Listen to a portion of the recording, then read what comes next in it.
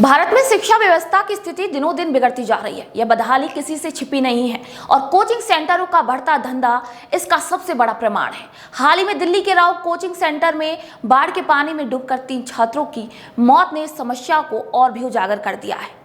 एक तरफ राजनीति इस मुद्दे पर अपने अपने फायदे की रोटियां सेकने में लगी है, तो वहीं दूसरी तरफ शिक्षा प्रणाली की खामियों को भी एक बार फिर से सवालों के घेरे में लाकर खड़ा कर दिया है।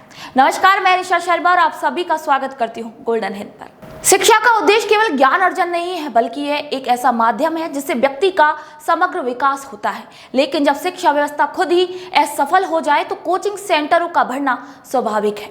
आजकल स्कूलों में पढ़ाई की गुणवत्ता में कमी और बोर्ड परीक्षाओं में अच्छे अंक लाने का दबाव छात्रों को कोचिंग सेंटरों की तरफ धकेलता है।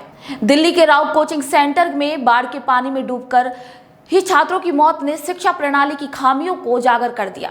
ये घटना केवल एक हादसा नहीं, बल्कि ये सिस्टम की विफलता का एक प्रतीक है।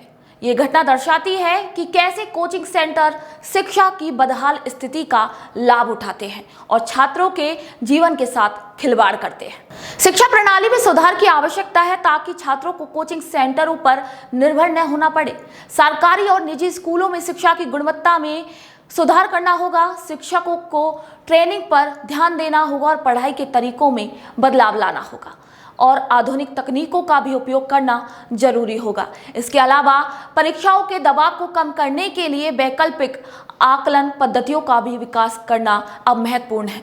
वहीं राव कोचिंग सेंटर में हुई त्रासदी के बाद राजनीतिक दलों ने इस मुद्दे को अपने अपने तरीके से उठाया और उस पर सियासत करने लगे।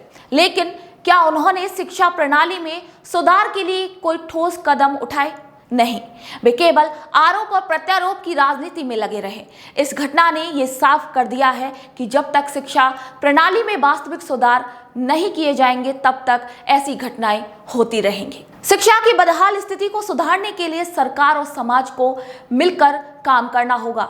कोचिंग सेंटरों को धंधा शिक्षा प्रणाली की खामियों का एक नतीजा है और जब तक इन खामियों को दूर नहीं किया जाएगा, तब तक छात्रों का जीवन खतरे में रहेगा। राव कोचिंग सेंटर में हुई त्रासदी एक चेतावनी है कि हमें अब जागरूक होने की जरूरत है और शिक्षा प्रणाली में सुधार करने के लिए ठोस कदम उठाने की आवश्यकता।